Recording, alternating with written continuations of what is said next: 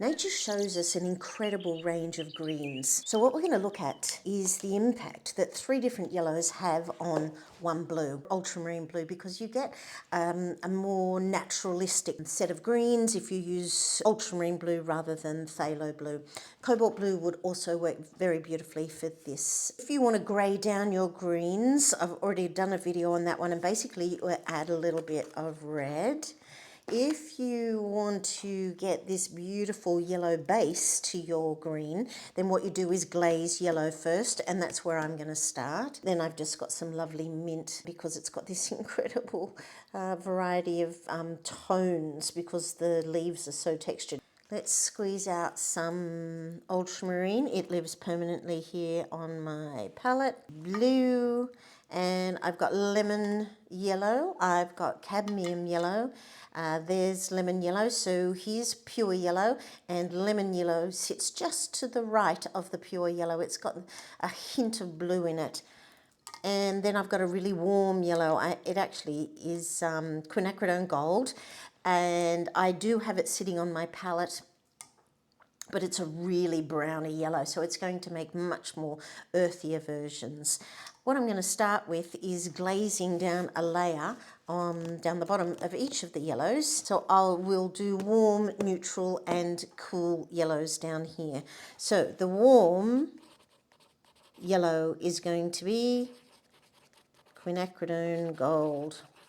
The neutral yellow is going to be cadmium yellow light.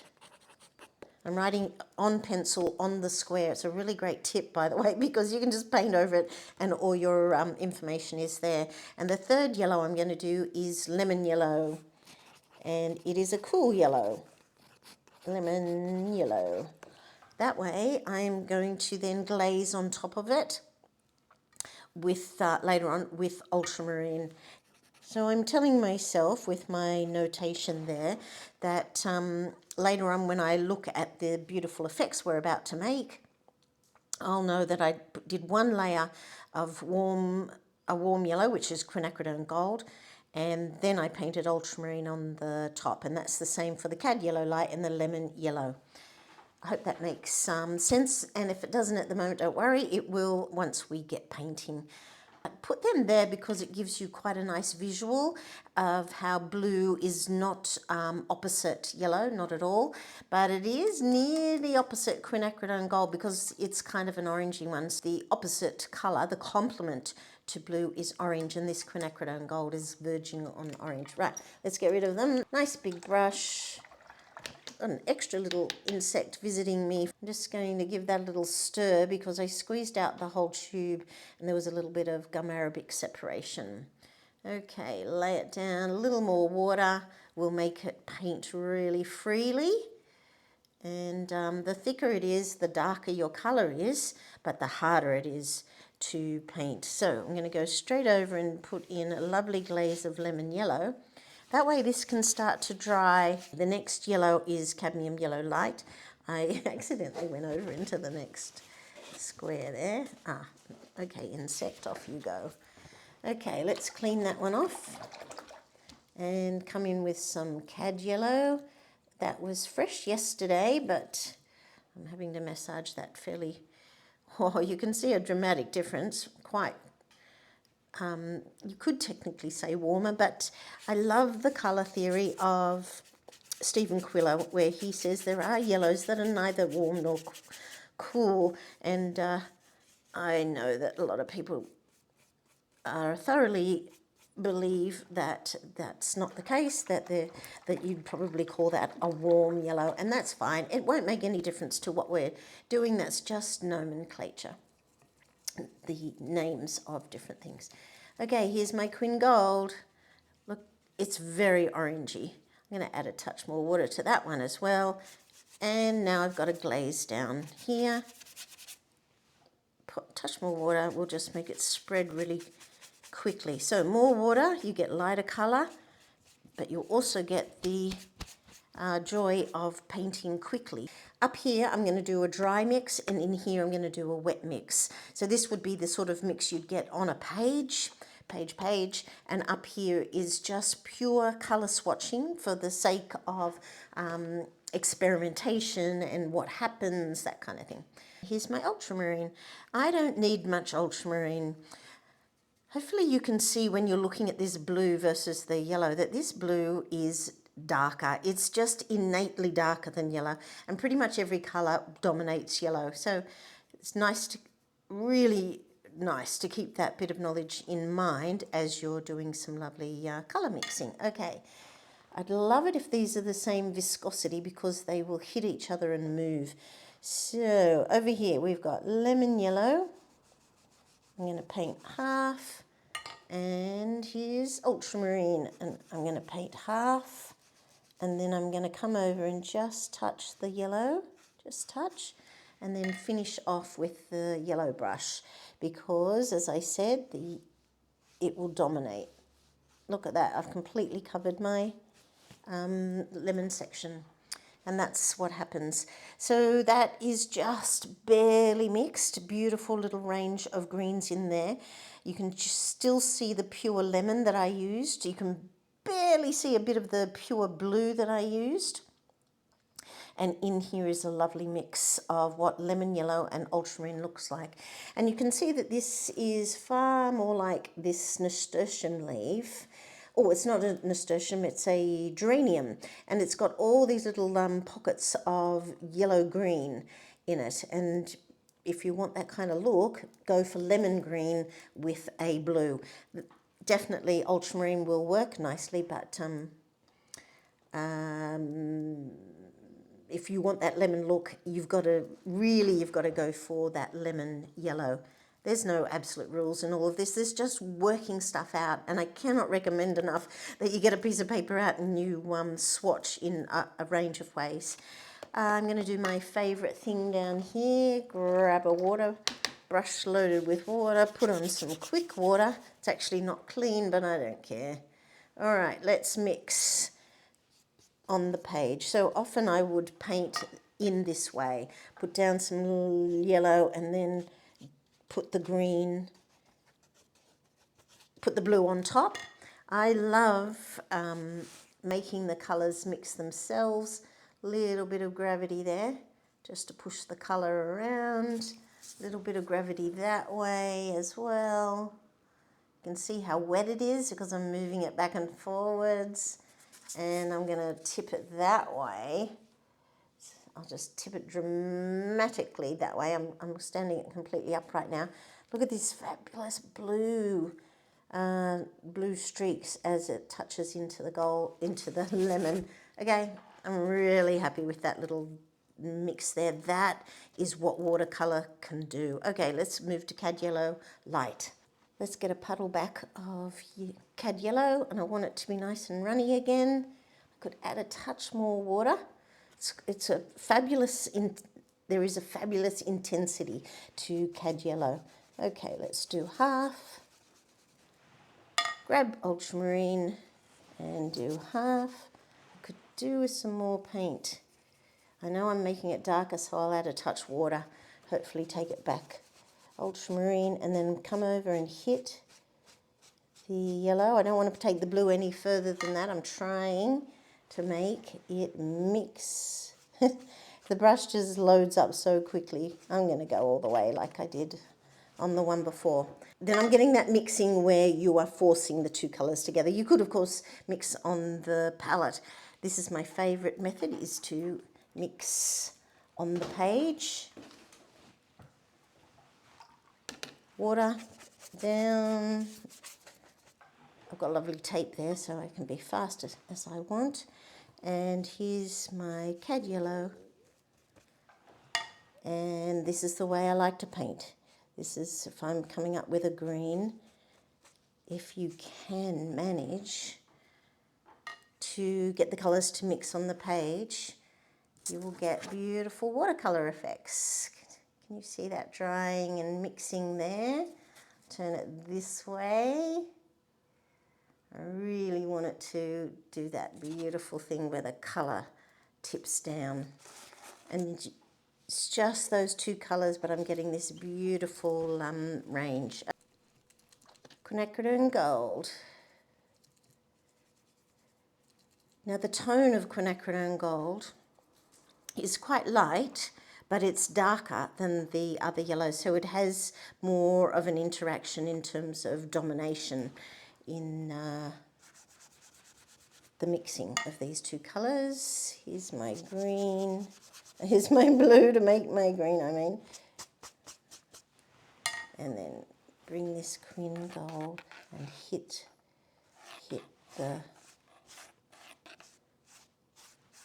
All right, hopefully you can see just how incredibly earthy that look is. The quinacridone gold is a really earthy kind of colour. It looks like a bit like a field or a sandy shore, that kind of thing. And when you mix it with ultramarine, which is a blue, and it's a warm blue, so it's got a little bit of red in it.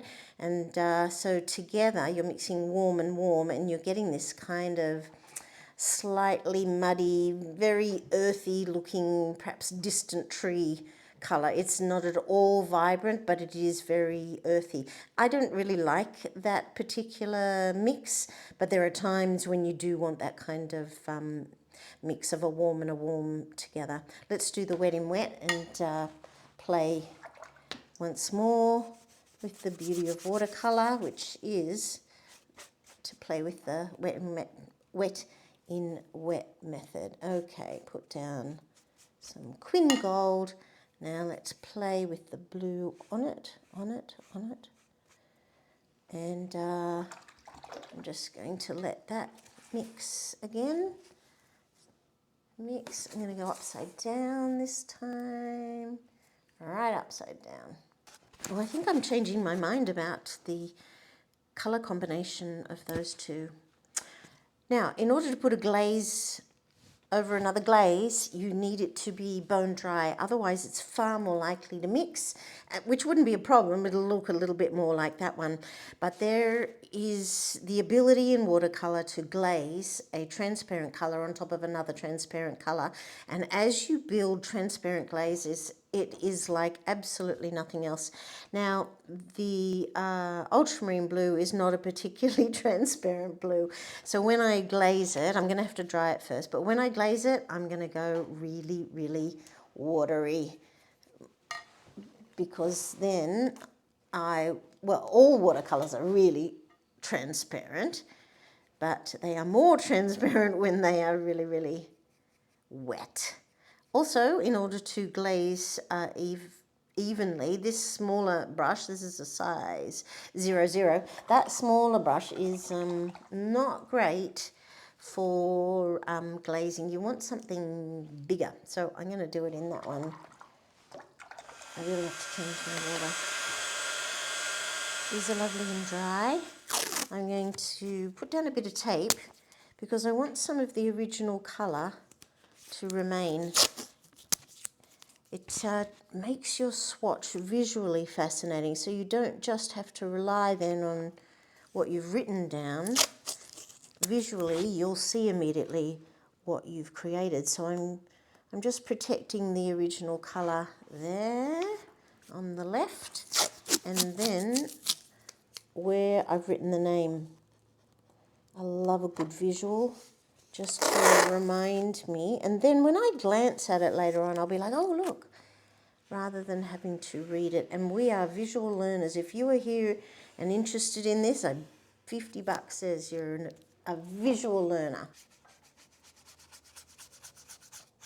You want to go in and finish it. That was not a good example. Okay, try this one. Go in, that's better, and finish it. Oh, much better. Okay, last one, go in and just keep going across. What was fascinating as I was going across there was how perfect the lemon yellow had painted underneath. So, you know, you could see me using the same brushes, but lemon yellow is an easy colour to work with. It just separated out, not separated, the opposite. It created a flat, beautiful yellow wash. The, what's this one? The cad yellow light was much harder to paint with. It's not an easy colour to paint with, cad yellow light versus lemon yellow, which just spread out so perfectly.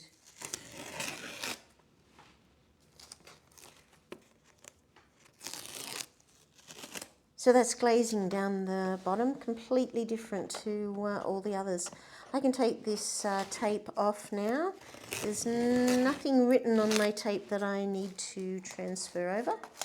And what we're going to have at the end here is a beautiful range of greens.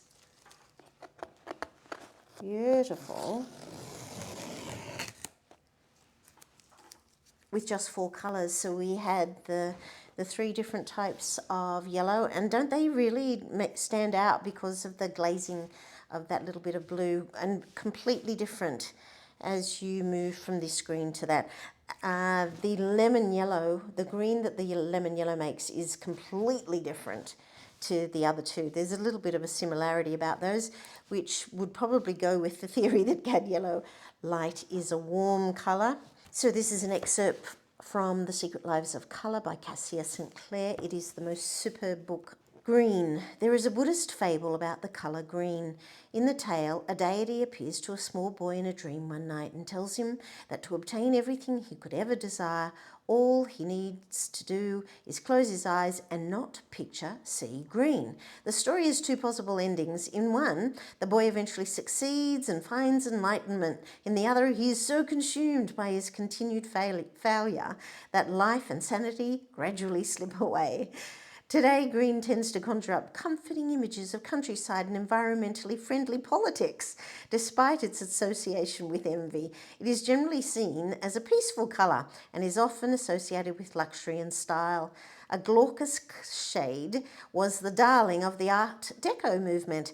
Emerald was Pantone's colour of the year in 2013. The ancient Egyptian hieroglyph for the colour was the papyrus stalk, a plant that the Egyptians held in high regard. In Latin, the word for green is viridis, which is related to a large group of words that suggest growth and even life itself. Many cultures associate the colour positively with gardens and spring, and then it goes much further as it goes through verdigris, absinthe, emerald, Kelly green, Shields green, terravet, avocado, and celadon. It's superb book. I'm going to remove the final tape now. So that was 3 yellows and 1 blue.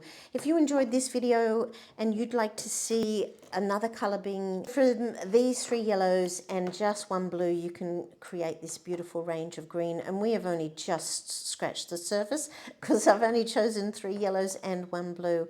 So let me know if you enjoyed this video and you'd like more. And I've done one on purple, and I've done one on cad yellow, and I've done one, yeah, there's more. Thanks for watching, guys, and thanks for your support. See you next time. Bye.